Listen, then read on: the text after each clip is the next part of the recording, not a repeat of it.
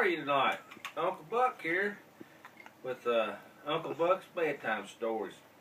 I've been off and I asked about, how I felt about certain things of nature.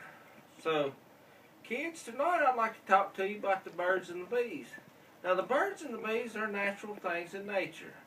And one of the birds I like to talk about is, it's called the chestnut-sided warbler. Now, the chestnut-sided warbler, it's a little bird.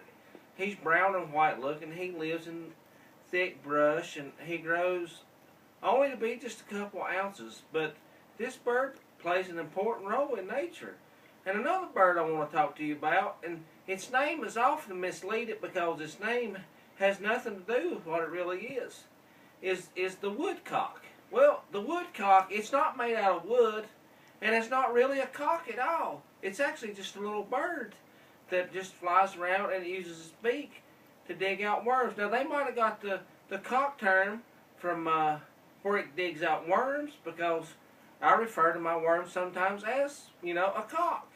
And they might get the wood part from where it lives in the woods. I'm not very certain on that idea, but if it was my hypothesis, that's what I would suggest that is why it's called that. Now, I've been on many discoveries in my life. I've discovered over 3,000 different birds in one day. And I helped write the Webster Dictionary 3 times.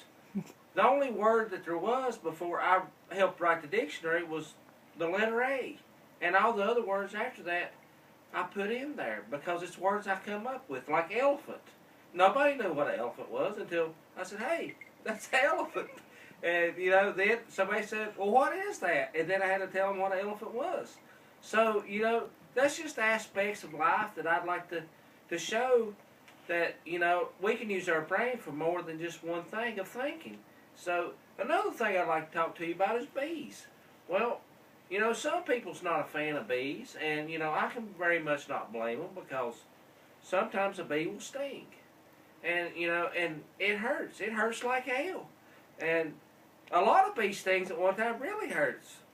And so I look at, bees, and I say, hey, there's a bee. Wait, that's a honeybee. Well, a honeybee makes honey. That's self-explanatory. A bumblebee, it don't make bumbles, so, I don't get why people call it a bumblebee.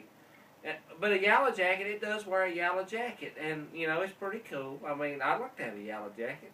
I got a brown jacket, and I got a blue jacket, but I don't have a yellow jacket, so maybe I would be called a blue jacket, or maybe a brown jacket if I was a bee. But,